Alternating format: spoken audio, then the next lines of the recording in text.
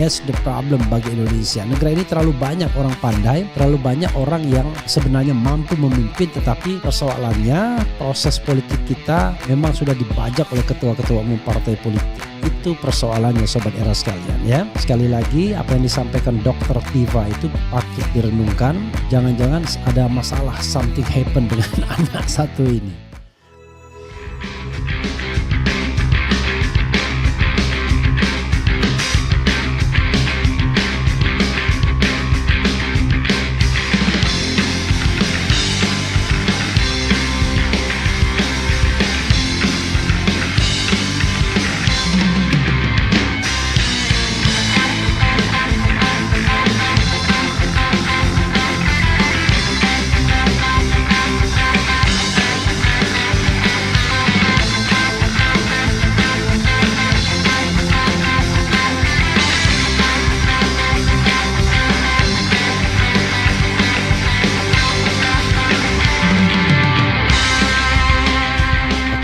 Media sosial ya kerap memberikan komentar-komentar yang kritis dan tajam terhadap pemerintahan.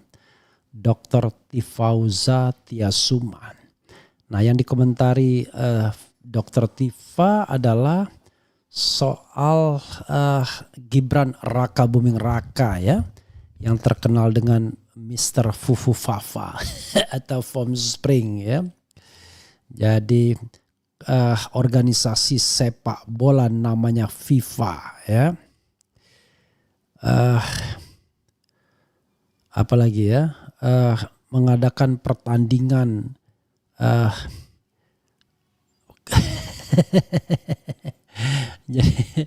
jadi organisasi sepak bola namanya FIFA mengadakan pertandingan lomba siskamling. Nggak nyambung ya. Akun Gibran namanya Fufu Fafa, belum habis Fufu Fafa muncul Foam Spring. Oh, bisa juga itu, jangan gitu. Organisasi sepak bola namanya FIFA ya. Jajaran pengurusnya tuan dan nyonya ya, begitu. Akun Gibran namanya Fufu Fafa, Foam Spring akun secondnya, kan keduanya ya, second kedua. Ya saudara sekalian, saya rupanya aneh juga saya pakai baju begini ya, saya ini aneh kan. Jadi saudara sekalian ya, coba kita bacakan apa yang dituliskan atau dikomentari oleh Tifauza Tiasuman. Hanya melihat dari bentuk mata, ahli saraf ini minta Gibran Raka Buming tes kejiwaan. Ngeri. Suara.com, ahli saraf Tifauza atau lebih dikenal dengan Dr. Tiva kembali menyinggung Gibran Raka Buming Raka. Kali ini ia menyarankan anak sulung Presiden Joko Widodo itu untuk melakukan pemeriksaan kejiwaan. Saran tersebut dilontarkan Dr. Tiva melalui sebuah cuitan di akun X-nya Dr. Tiva pada Jumat 20 September 2024. Sambil mengunggah tangkap layar artikel berita warganet iseng transfer GoPay ke nomor HP akun Fufafa, muncul nama Gibran Raka Buming. Dr. Tiva menyoroti bentuk mata kakak Kaisang Pangarep. Dalam artikelnya terpampang foto Gibran Raka Buming Raka memakai kaos putih sedang memegang kertas bertuliskan Ojo Ngeyel. Calon wakil presiden terpilih Indonesia itu memasang ekspresi santai dengan sedikit senyum tersungging di wajahnya. Namun Dr. Tiva malah mengaku takut dengan bentuk mata suami Selvi Ananda yang terkesan melotot.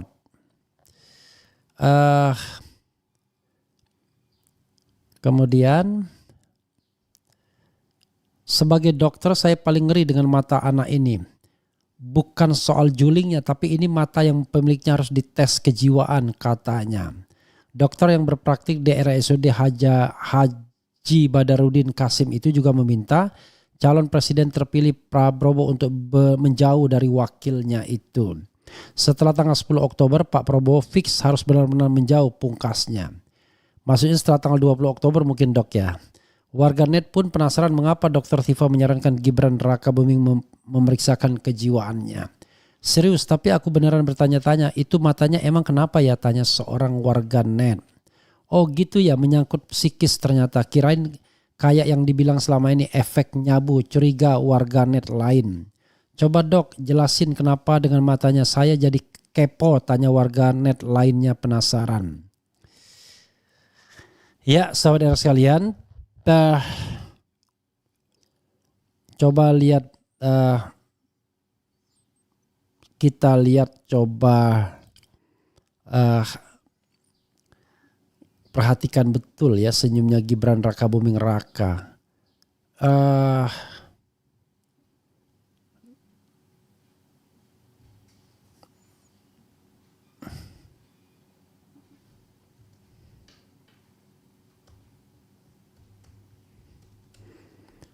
Oke, coba kita lihat ya.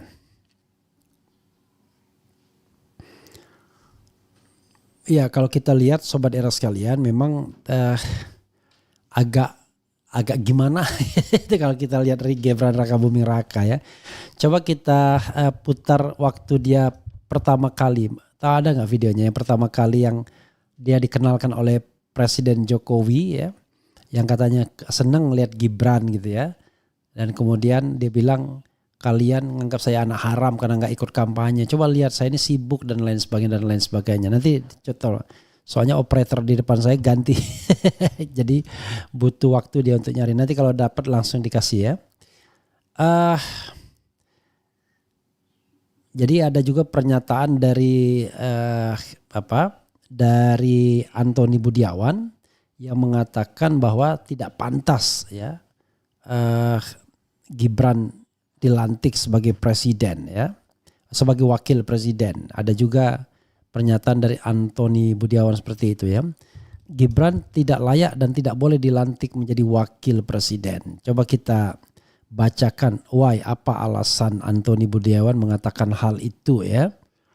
Oke, coba kita bacakan agak cepat sedikit ya. Republik Merdeka putra sulung Presiden Jokowi Gibran Rakabuming Raka tidak layak dilantik sebagai wakil presiden mendampingi Prabowo Subianto jika terbukti melakukan perbuatan tercela. Hal ini terkait dengan dugaan keterlibatan Gibran dalam kasus akun Kaskus Fufu Fapa yang diketahui mengeluarkan berbagai hujatan dan ejekan yang bertentangan dengan norma agama, susila dan adat. Hal itu disampaikan oleh Managing Director Political Economy and Policy Studies PEPS Antoni Budiawan yang merujuk pada pasal 7A UUD 1945 yang di dalamnya mengatur bahwa presiden dan wakil presiden dapat diberhentikan jika terbukti melakukan pelanggaran hukum termasuk perbuatan tercela. Hal ini juga ditegaskan dalam pasal 169 huruf J Undang-Undang Pemilu nomor 7 2017 yang mensyaratkan calon presiden dan wakil presiden tidak pernah melakukan perbuatan tercela. Kalau benar pemilik akun Fufu Fafa tersebut adalah Gibran dan hujatan postingan Fufu Fafa sudah berlangsung sejak lama, maka Gibran tidak layak dan tidak boleh dilantik sebagai wakil presiden dari Prabowo Subianto, kata Antoni. Dugaan keterkaitan Gibran dengan akun Fufu Fafa muncul setelah sejumlah netizen mengungkap jejak digital yang menunjukkan afiliasi akun tersebut dan Gibran. Akun tersebut diketahui kerap menghujat sejumlah tokoh termasuk Presiden terpilih Prabowo Subianto dan sudah aktif sejak periode pertama pemerintahan Jokowi. Antoni menekankan pentingnya penyelidikan mendalam oleh Majelis Permusyawaratan Rakyat MPR untuk mencari kebenaran terkait masalah ini. Maka MPR tidak boleh melantik Gibran sebagai wakil presiden mendampingi Prabowo Subianto, ujarnya. Publik kini menuntut kejelasan atas kasus ini dan menurut Antoni, Gibran tidak boleh dilantik sebagai wakil presiden sebelum ada fakta yang jelas mengenai keterlibatannya dengan akun Fufu Fafa. Ya, sahabat era sekalian, itu pendapat ya. Dan saya tiga terakhir ini mengamini pendapat tersebut ya, setelah bertemu dengan tokoh-tokoh, dengan Mahfud MD, dengan Eros Jarod, dengan Antoni Budiawan, Said Didu, Lukas Luarso, kemudian juga Andi Sahrani, kemudian juga Petrus Celestinus, Erik S. Paat ya, dan Bambang Harimurti, karena alasannya kuat juga. Kenapa kita harus menunggu proses impeachment kalau seandainya from the beginning kita tahu bahwa dia tidak layak menjadi atau diangkat atau dilantik sebagai calon wakil presiden. Jadi itu adalah sebuah jalan ekstra konstitusional ya untuk memastikan bahwa presiden itu tidak hanya elektabilitas saja, apalagi kalau kita bicara hasil pemilu yang meragukan, tapi juga etikabilitas dan intelektualitas sebagaimana yang pernah disinggung oleh Rocky Gerung. Jadi kalau kita cuma disodorkan elektabilitas, mungkin orang itu terpilih karena bansos, karena gentong babi. Tapi etikabilitasnya tidak ada ya. kemampuan beretikanya tidak ada, dan kemudian intelektualitasnya juga tidak ada untuk memenuhi syarat sebagai orang nomor 2. That's the problem bagi Indonesia. Negara ini terlalu banyak orang pandai, terlalu banyak orang yang sebenarnya mampu memimpin, tetapi persoalannya proses politik kita memang sudah dibajak oleh ketua-ketua umum partai politik. Itu persoalannya Sobat Era sekalian ya. Sekali lagi apa yang disampaikan Dr. Tiva itu patut direnungkan. Jangan-jangan ada masalah, something happen dengan anak satu ini. Oke, coba kita lihat video yang pernah tayang mengenai ketika Gibran ditampilkan ke publik saat periode pertama pemerintahan Presiden Jokowi 2014. Sudah kelihatan tuh bagaimana anak satu ini agak congkak orangnya ya. Coba lihat, congkak dan tidak matang ya. Oke. Pada seneng tuh lihat kamu. Lihat Gibran seneng semua. Hah? Ya tiap hari kerja terus. Pengangguran ngapain ikut? Ya. Enggak, kalau saya pengangguran saya ngikut bapak saya terus. Saya kan kerja. Kemarin kan di apa itu? Di salah satu media itu saya dikatain apa? Anak haram toh karena nggak pernah ikut kampanye. Enggak, kalian ke Solo, kalian lihat aktivitas saya kayak apa? Orang sibuk, orang punya pekerjaan. Pagi sampai pagi, lu bener ini. Saya ini pagi sampai pagi kerjanya. Oke, sekian.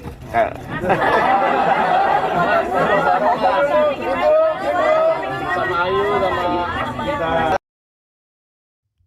Ya, sahabat sekalian, kita bayangkan ya. Dulu karena kita masih bulan madu dengan Presiden Jokowi, sehingga memaklumi sosok Gibran Rakabuming yang dari awal sudah rodok aneh-aneh ya. Rambutnya jabrik, kemudian senyumnya bagaimana gitu, matanya gimana gitu ya. Dan kemudian juga komentarnya sendiri entah antara songong, sombong dan lain sebagainya nggak jelas ya. Padahal kan tinggal menjawab media dengan santai saja sesungguhnya. Tetapi ya tadi soal etikabilitas dan intelektualitas ya. Jadi kemampuan beretika dan memiliki narasi itu yang kemudian agak berat kalau menghadapi insan media ya. Kalau orang punya etikabilitas dan intelektualitas ya mudah sekali menghadapi media tersebut. Tapi orang seperti Gibran menjadi sulit ketika kemudian dia harus memerankan dirinya yang barangkali masih bermasalah dengan etikabilitas dan intelektualitasnya. Itu Sobat Era sekalian. Desak tes urin Gibran harus disaksikan banyak masyarakat biar nggak ada tipu-tipu. Keren cadas Bang Era, emang harus diperiksa kejiwaan Fufu Papa ya, ada pakai P ini. Trending terbesar Fufu Fafa.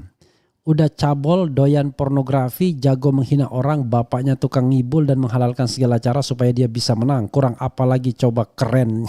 Luar biasa ya. Tes urin dan rambutnya Gibran. Resiko sangat besar bagi bangsa ini jika bakal capres-cawapres yang tak memenuhi syarat tetap dilantik. Tim yang memeriksa capres wajib menjawab ini dengan jujur. Jadi Sobat Era sekalian, ini flashback sedikit. Untuk Pilpres 2024 ini sebenarnya IDI agak mengeluh, Ikatan Dokter Indonesia. Kenapa? Mereka tidak dilibatkan dalam pemeriksaan kesehatan jasmani dan rohani itu. Itu yang kemudian mereka merasa gimana gitu. Jadi ini sendiri semacam ya seperti konspirasi. Padahal sebelumnya yang namanya IDI dilibatkan dalam pemeriksaan kesehatan calon presiden. Nah kali ini tidak dilibatkan. Itu yang saya dengar informasi terakhirnya ya.